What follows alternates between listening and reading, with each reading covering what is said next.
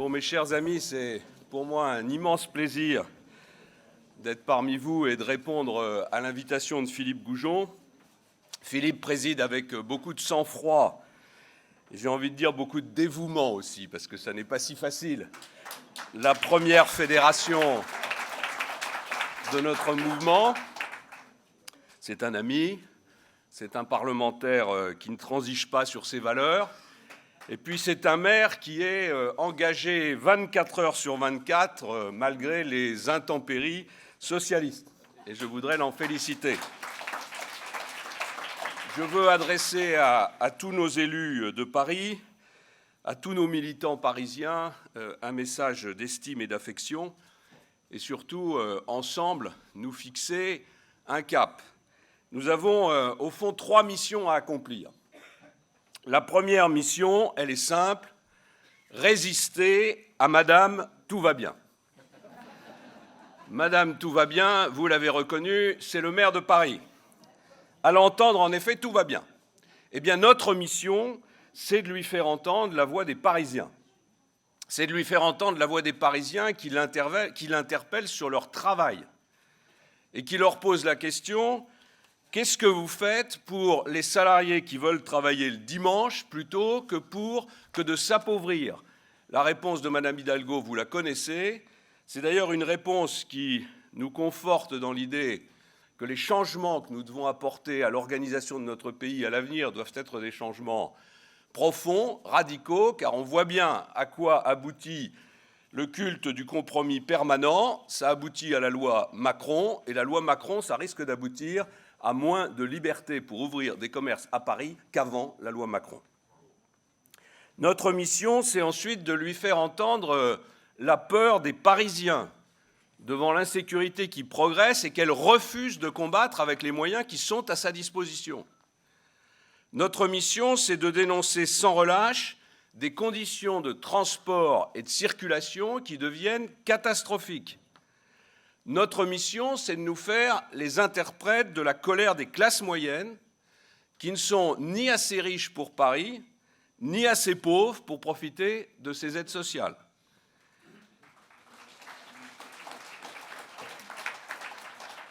Notre mission, au fond, c'est d'exprimer notre fierté, déçue, d'appartenir à une capitale qui, certes, fait rêver le monde entier, mais qui, en réalité, pourrait être bien plus prospère, bien plus sûre et bien plus rayonnante.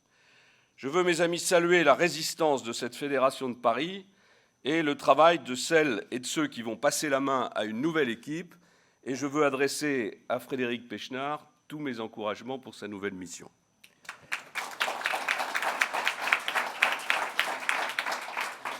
Notre deuxième mission, c'est de faire gagner Valérie Pécresse et Pierre-Yves Bournazel aux élections régionales.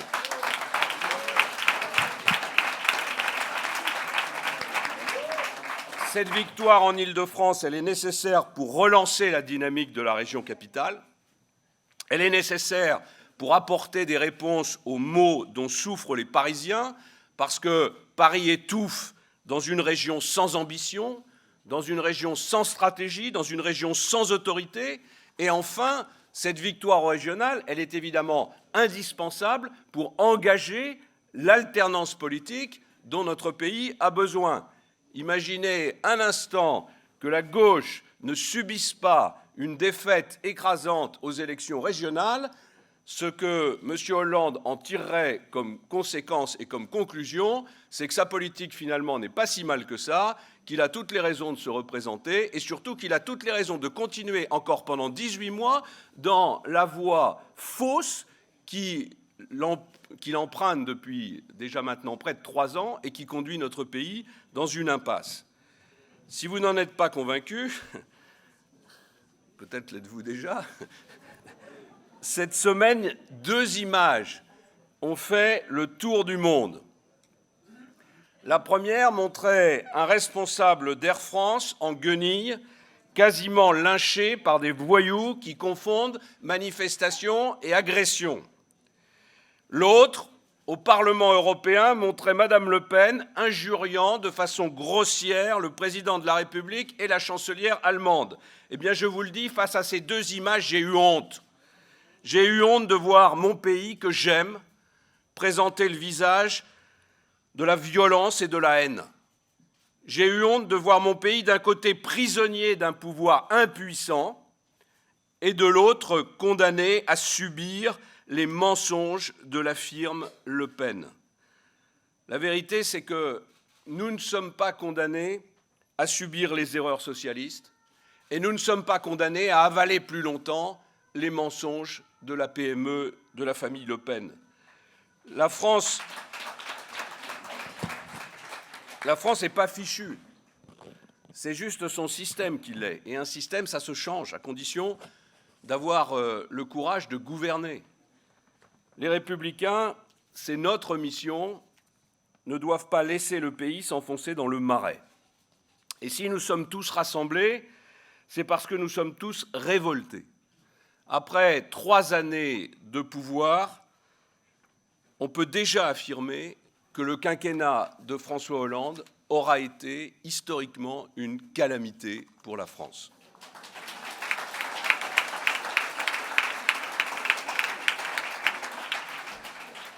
Et donc, naturellement, face à cette calamité, nous devons envoyer aux élections régionales, en votant Pierre-Yves Bournazel, un message puissant à François Hollande. Ce message, c'est « Monsieur le Président, on va vous sanctionner parce que vous n'avez pas cessé de mentir aux Français depuis le début de votre quinquennat. Vous nous aviez dit que la crise était conjoncturelle, que les déficits allaient être rapidement réduits, que le chômage allait bientôt décroître, que la reprise était là. Ces promesses sont balayées par les faits. Les faits, c'est plus de 600 000 chômeurs supplémentaires depuis 2012. Les faits, c'est 2 millions de jeunes qui, aujourd'hui, dans notre pays, ne sont ni à l'école, ni dans une formation, ni dans un emploi. Ça fait à peu près 3 mois que j'assène ce chiffre à chaque fois qu'un micro se tend devant moi et que je n'arrive pas à le faire sortir dans le débat public. Je vous demande à m'aider à le faire, parce que ce chiffre est le chiffre le plus grave de tous ceux que je vais évoquer devant vous. 2 millions de jeunes qui ne sont nulle part. 2 millions de jeunes qui sont quasiment dans la rue. Il n'y a pas un autre grand pays en Europe qui puisse présenter un bilan aussi négatif. C'est une bombe à retardement. Et cette bombe à retardement, elle est très largement la conséquence des erreurs de François Hollande et de son gouvernement, qui ont massacré le système d'apprentissage, qui ont refusé de corriger les errements de notre système éducatif et qui s'entêtent encore dans une réforme du collège qui n'aura pas d'autre résultat que d'aggraver la situation de la jeunesse française.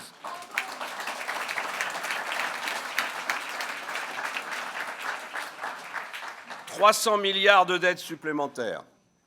La dette française va atteindre 96,5% ou 7% de la richesse nationale. Ça, c'est des chiffres comme ça qui vous avez l'impression que ça signifie rien du tout. Je vais vous en donner un qui va peut-être vous faire réfléchir. Même si en même temps, il me renvoie à une longue carrière politique. Quand j'ai été élu à l'Assemblée nationale pour la première fois, la dette française, c'était 17% de la richesse nationale. C'est aujourd'hui près de 100% de la richesse nationale. C'est un drame absolu qui condamne notre pays à être dépendant des autres. Et face à ça, qu'est-ce que François Hollande nous propose comme perspective pour l'année 2016 et au fond la fin de son quinquennat? À peine 1% de croissance, une crise identitaire qui amène les Français à ne plus croire en leur pays et une politique étrangère qui est un désastre pour l'image de la France et qui est un désastre pour l'Europe qui, vous le voyez, est remise en cause par les flux de réfugiés qui pourraient être stoppés si la France et l'Europe avaient le courage de prendre en charge une politique étrangère sérieuse et réaliste au Proche-Orient.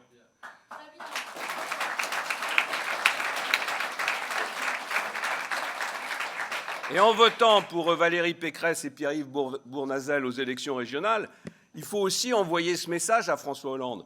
Faites quelque chose des 18 mois qui vous restent. On ne peut pas, nous, considérer qu'on est simplement un parti politique qui attend l'alternance et se réjouir de voir que pendant 18 mois, la situation du pays va continuer de se dégrader. Donc notre message, c'est aussi de dire à François Hollande, prenez des initiatives. Faites en sorte que ces 18 mois ne soient pas les 18 mois les plus longs et les plus inutiles de la Ve République. Il y a un référendum qui a été organisé dans une entreprise automobile dans l'Est de la France. Une majorité de salariés a choisi de repasser à 39 heures, payé 37. Monsieur le Président de la République, prenez en compte l'avis des salariés, écoutez-les, prenez des initiatives pour libérer le temps de travail dans notre pays. Les agriculteurs sont en train de crouler sous le poids des charges et des contraintes. Je lui ai proposé une idée très simple qui coûte absolument rien, supprimer, geler, je n'ai même pas dit supprimer, geler toutes les normes qui pèsent sur l'agriculture française et qui ne sont pas exigibles dans les autres pays européens.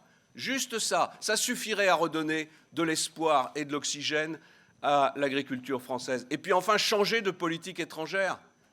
Comprenez enfin que vos postures morales conduisent en réalité à des désastres, que derrière vos postures morales, il y a des milliers et des millions de gens qui souffrent de l'incapacité de la France, de l'Europe et de l'Occident à comprendre la crise du Proche-Orient et à mettre en œuvre des politiques qui soient des politiques efficaces. Et nous continuons. On s'est enorgueilli pendant 48 heures que nos valeureux pilotes français soient allés frapper des cibles en Syrie, c'est très bien. Mais qui peut croire qu'en allant une fois tous les 15 jours frapper une cible en Syrie, on va régler le problème de la Syrie et stopper les flux migratoires qui viennent nous envahir? Voilà, la France que François Hollande promettait de réenchanter, eh bien c'est en fait une France qui est aujourd'hui tourmentée par les cauchemars. Ça fait un moment, vous me le reconnaîtrez, que je nous alerte sur le décrochage de notre pays. J'avais dit un jour que la faillite n'était pas une menace abstraite. Alors je sais, la chanson prétend que celui qui dit la vérité doit être exécuté. Mais on n'abat pas la vérité, et vous avez sans doute remarqué qu'il y a 3 mois, quand tout le monde était au chevet de la Grèce, plus personne ne chantait. De cette crise, le président de la République oublie l'essentiel. Et l'essentiel, c'est que pour qu'un peuple reste souverain, pour qu'il n'ait pas à subir la volonté des autres, ce qui, au fond, est en gros la définition du gaullisme, eh bien, il doit se réformer par lui-même et pour lui-même. Non, Monsieur Hollande, nous ne sommes pas souverains. Nous ne le sommes pas avec 2 000 milliards de dettes, tenus entre les mains de je ne sais quel fonds de pension américain, asiatique ou qatari. Souverains, nous ne le sommes pas lorsque le gouvernement va tête basse à Bruxelles pour s'excuser de ne pas respecter ses obligations en matière de déficit. Souverains, nous ne le sommes pas lorsque la croissance française est juste scotchée sur celle de l'Europe et celle de l'Europe indexée sur celle des États-Unis. Souverains, nous ne le sommes pas lorsque nous avons 6 millions de personnes qui pointent à Pôle emploi parce qu'on a refusé de réformer le marché du travail. Souverains, nous ne le sommes pas lorsque notre partenaire allemand tient les rênes de l'Europe. Et pourquoi tient-il les rênes de l'Europe? Juste parce que nous sommes incapables de le faire nous-mêmes. Où est la souveraineté populaire quand l'État recule devant les délinquants, comme nous venons encore de le voir avec les drames qui se sont produits dans notre région Île-de-France cette semaine?